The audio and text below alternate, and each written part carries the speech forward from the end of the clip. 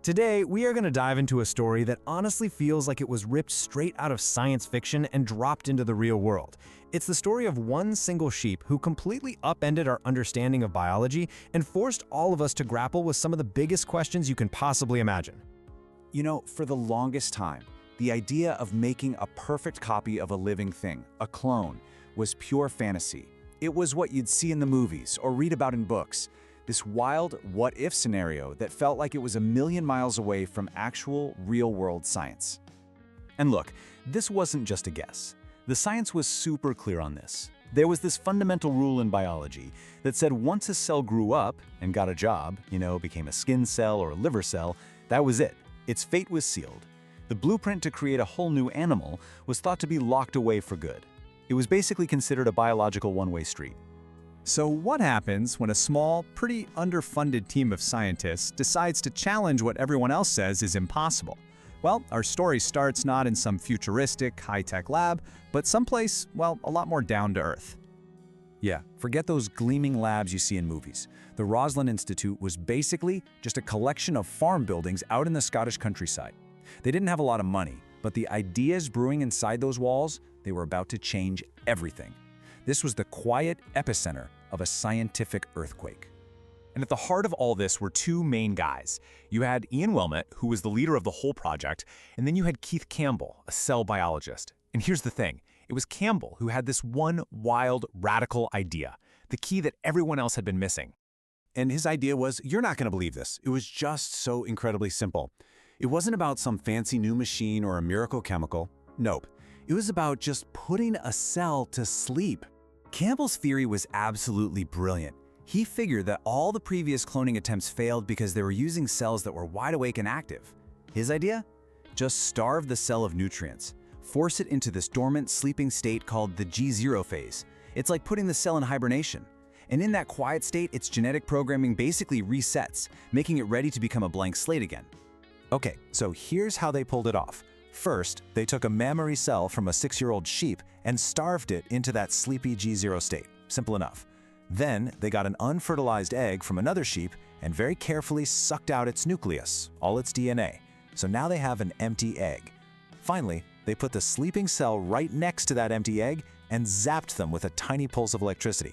That little shock did two things. It fused them into one, and it was like a spark plug, jolting the new cell to start dividing. So, the theory was solid, the procedure was in place, but the chances of it actually working, they were just astronomical. Let's really look at the numbers they were up against here. 277.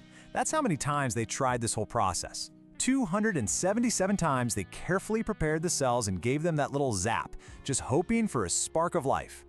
And out of all of those attempts, only 29 even started to develop into embryos that looked healthy enough to even try to implant into a surrogate mother. Think about that failure rate. It's just incredible. And out of those 29 precious embryos, how many resulted in a successful pregnancy? Just one. After all that work, all that trial and error, it all came down to a single solitary success. And then on a summer day in 1996, it happened. A perfectly healthy lamb was born. She was real. She was the proof. And because the original cell came from a mammary gland, the team, with a bit of a cheeky sense of humor, gave her a name that would become famous around the world. Dolly, after the one and only Dolly Parton. But here's the crazy part. The world had no idea she existed. For 7 months, Dolly lived a secret life in a barn, known only to a tiny group of people. The team had to be 100% sure. They needed to run all the genetic tests and, frankly, brace themselves for the absolute storm that was coming.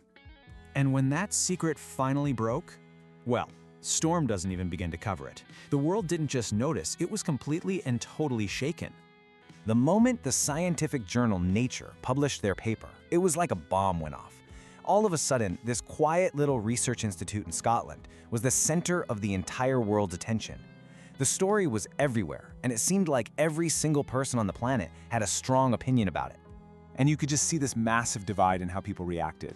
On one side, you had the scientific community, and they were absolutely ecstatic. They saw a future where we could grow new organs, cure genetic diseases, maybe even save endangered species. But the public, well, they saw something way, way darker. The conversation immediately leaped to a terrifying place.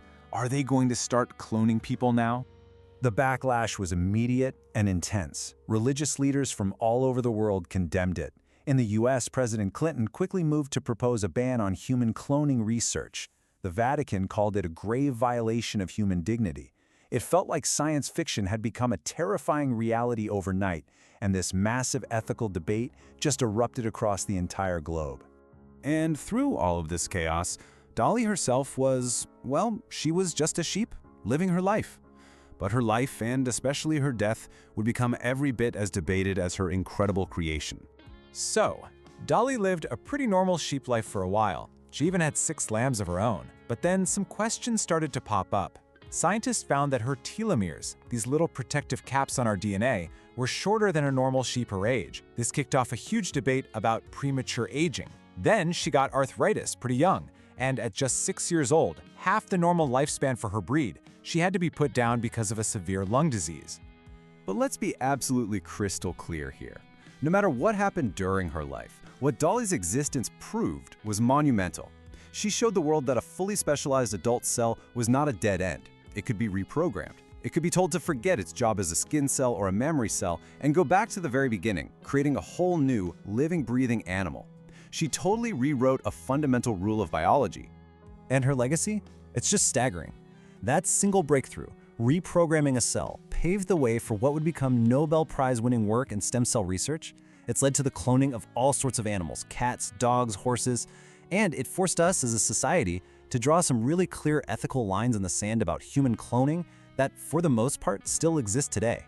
In the end, Dolly herself stands preserved in a museum looking pretty much like any other sheep. But she wasn't just any other sheep. She was the first, and she left all of us with maybe the most important and difficult question of our modern scientific age.